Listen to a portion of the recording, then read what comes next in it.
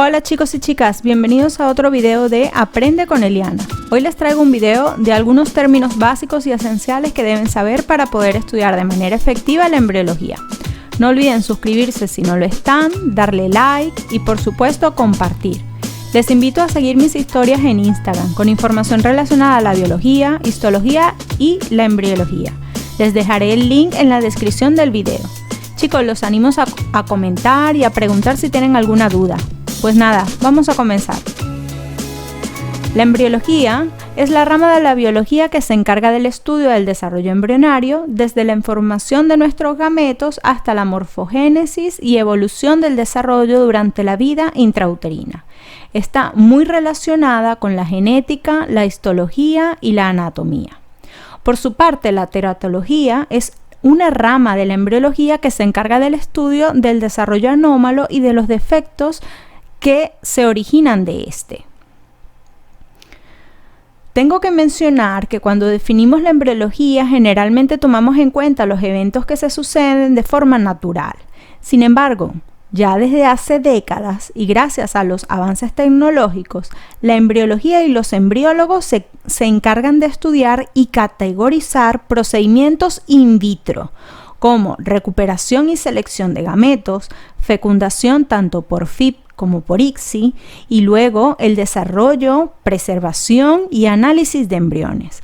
Pero esto ya es otro tema más extenso. En este video les voy a hablar de algunos experimentos que han permitido conocer lo que sabemos en la actualidad de la embriología, tanto en su entorno natural como in vitro, y las aplicaciones que tiene. ¿Cuánto dura el desarrollo intrauterino humano?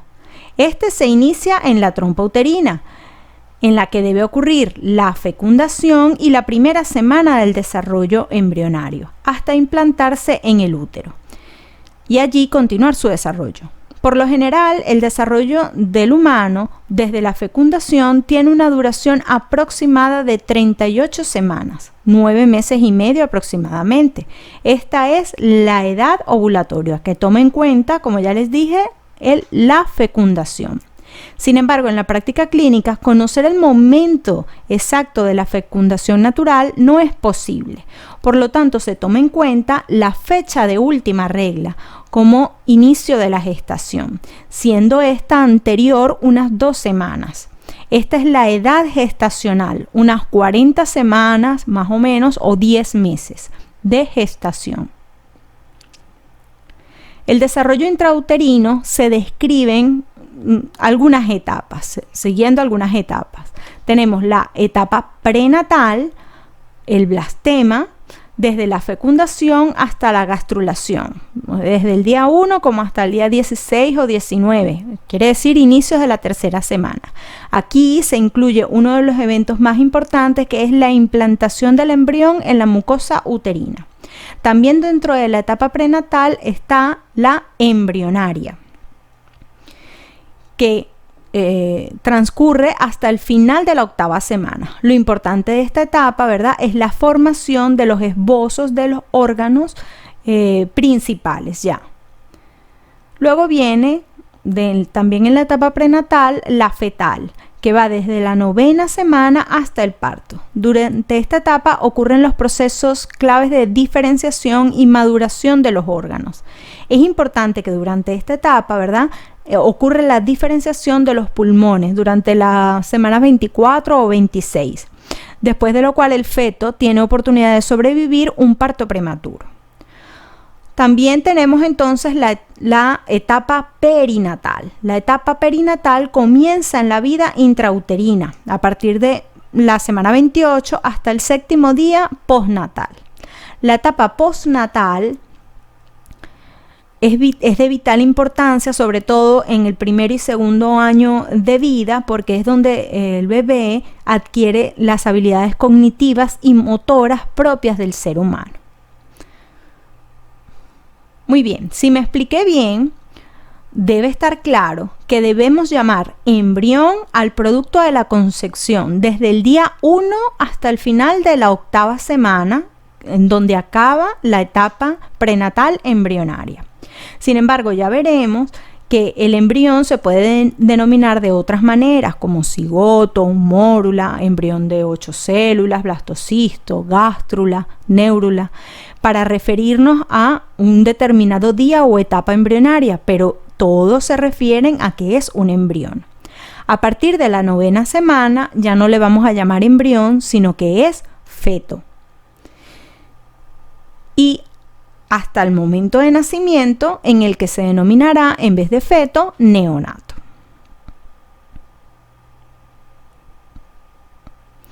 Todos los parámetros del desarrollo embrionario humano, como la precisión en el desarrollo de los órganos y de los diversos tipos de tejido, la forma, la posición, la orientación espacial, su tamaño, todo está vinculado con el genoma.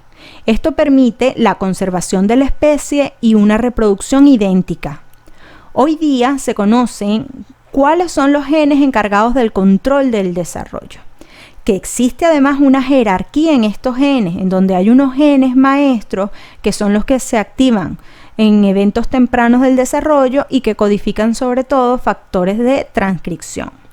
Al final de esta jerarquía se encuentran los genes específicos de órganos y tejidos que van a codificar más que todo para enzimas y proteínas estructurales, motoras, entre otras.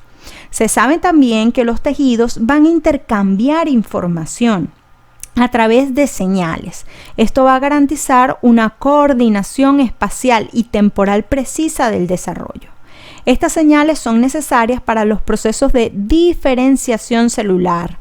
Esta palabra de diferenciación mucho la nombramos y la leemos cuando estamos estudiando embriología. Pero ¿a qué se refiere esa palabra diferenciar? Tenemos que las cascadas de estas señales y esa diferenciación se pueden llevar a cabo a través de factores solubles o factores estacionarios. Y fíjense ustedes que las relaciones pueden darse entre célula-célula o célula-tejido.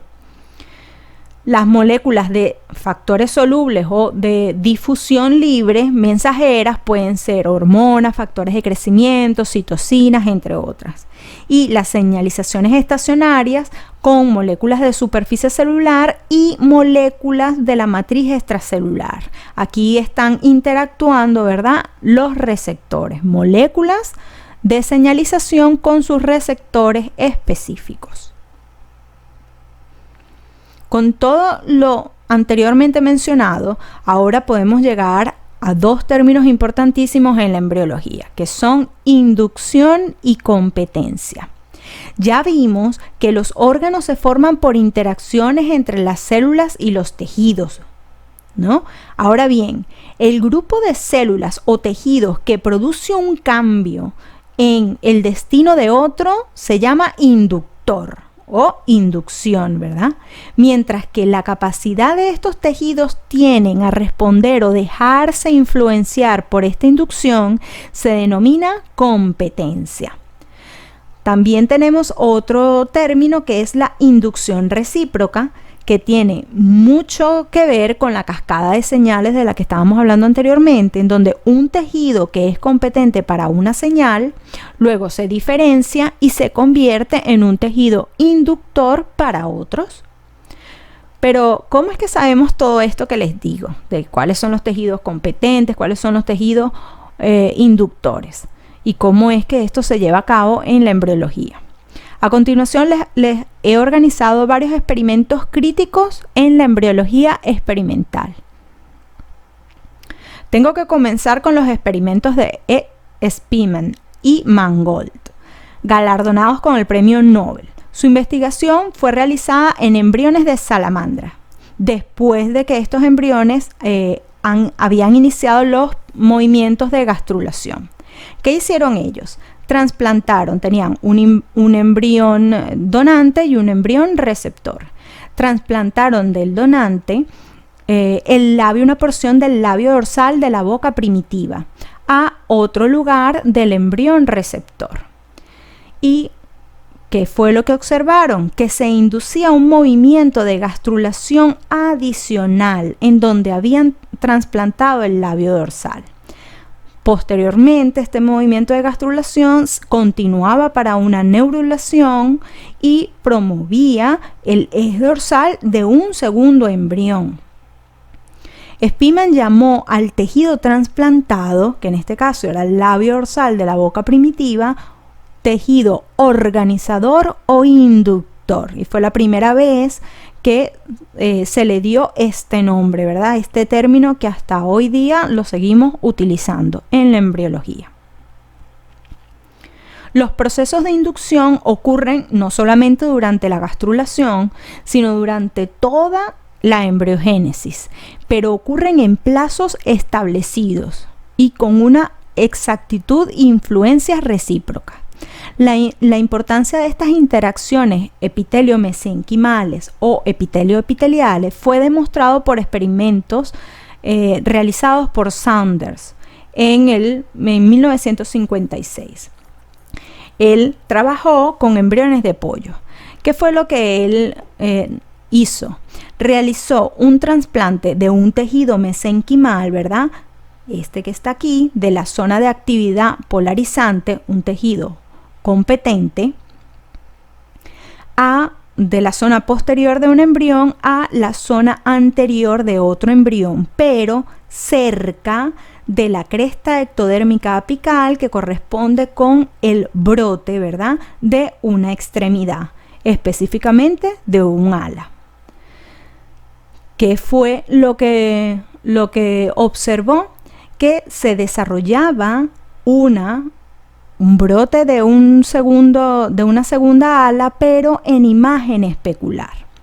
Concluye que los procesos de inducción transcurren durante el desarrollo embrionario solo en fases determinadas y depende si el tejido además es competente, no solamente de que es inductor, sino que también que el tejido sea competente, puesto que él ha puesto otro tejido por acá competente y como recibe la inducción de este otro, también se me va a formar una extremidad adicional. Esa competencia viene relacionada a la existencia de proteínas de señalización intracelular o de receptores ante estas señales inductoras de la cresta ectodérmica apical. Otro experimento que demuestran los conceptos de tejido inductor y competente son los experimentos de Gilbert.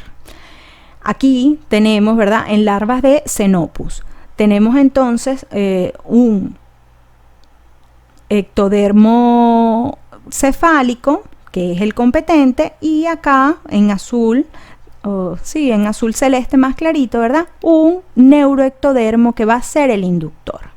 En el caso número 1, lo que se representa es que existe el tejido inductor y el tejido competente, y por lo tanto en la porción cefálica se me va a formar la vesícula del cristalino sin ningún problema. Si a ese embrión se le quita, ¿verdad?, parte del neuroectodermo inductor de esa porción cefálica y se coloca más abajo en el mismo ectodermo cefálico, no va a ocurrir la formación de la vesícula del cristalino porque el ectodermo no es competente para este inductor. No se induce la formación del cristalino. De ese sitio donde hemos quitado el inductor, evidentemente queda el ectodermo cefálico competente, pero al no recibir las señales, entonces tampoco se me va a formar la vesícula del cristalino. También él colocó un tejido, ¿verdad?, exógeno cerca de este tejido competente, y estas señales, a pesar de que pudiera estar emitiendo alguna señal inductora para otra cosa, pues este tejido no es competente para esas señales, por lo tanto no va a reaccionar y tampoco se me va a formar la vesícula del cristalino. El último ejemplo que les traigo para explicar los procesos de inducción y competencia y de diferenciación celular es también de Gilbert. Y volvemos otra vez a los embriones de pollo. ¿Qué hace él? logra, en el primer ejemplo, extirpar la cresta ectodérmica apical, y cuando él quita el tejido inductor, a pesar de que deja el tejido competente abajo, no ocurre desarrollo del miembro. Si él de otro embrión, ¿verdad?, extirpa esa zona inductora y se la coloca adicionalmente, se va a lograr una duplicación del esbozo del ala, que es donde él lo ha trasplantado. Si él en cambio trasplanta ese SEA, ¿verdad?, esa cresta ectodérmica apical, en vez de en un mesodermo o en el brote de donde estaba el ala, sino que lo quita el de la pata, el SEA de la pata, y lo suplanta por el del ala. ¿Qué es lo que va a lograr? ¿Qué es lo que tenemos aquí? Tenemos un SEA, un brote, ¿verdad?, del ala, pero el mesénquima, el tejido de aquí, es de la pata. ¿Qué es lo que se me va a formar? Una pata. Si yo en cambio tengo un mesodermo de otro sitio que no corresponde al brote de ninguna extremidad, ¿verdad?, entonces no se me va a formar ningún miembro. ¿Qué demuestras, Gilbert, con estos experimentos? Que es verdad que hay un inductor, en este caso el ectodermo, el SEA, ¿verdad? El ectodermo induce el crecimiento del mesénquima, pero el mesénquima es el que tiene la competencia para un tipo de extremidad determinada, sea ala o pata. Yo puedo tener un inductor y ese me va a inducir dependiendo de quién es el competente. En el caso de las extremidades se puede jugar con los embriones un poco, ¿verdad? No como en el caso anterior de la larva, porque se está induciendo un mecanismo más o menos similar, ¿verdad? Lo que estamos cambiando en dado caso es el tipo de extremidad que se va a producir, y se puede controlar este tipo de cosas, como lo ha demostrado Gilbert. Siempre le explicaba a los muchachos de manera un poco más fresca, más didáctica, que esto de inducción y competencia es como que si esta misma clase que ustedes están viendo aquí, esta explicación, se la pongan a un sobrino, un hijo, un pequeñito, ¿verdad?, de 6 años. ¿Qué es lo que va a pasar? Que a pesar de que yo pueda haber explicado bien o mal la clase, ¿verdad?, que yo sea una inductora para ustedes, de que ustedes aprendan, de que entiendan de qué es lo que va todo esto de la embriología, la competencia de la otra persona va a ser relevante. No es lo mismo que esto que yo les estoy diciendo lo escuche un niño de 6 años, que lo escuche un estudiante de medicina o que lo escuche un especialista de la rama sanitaria. El conocimiento y lo que él puede captar de lo que yo les digo es muy diferente, a pesar de que las palabras son las mismas, la inducción es la misma, pero la competencia es diferente, entonces se van a lograr resultados diferentes. Muy bien, chicos, con este video quise explicarles que cada proceso que se estudia en la embriología está finamente controlado.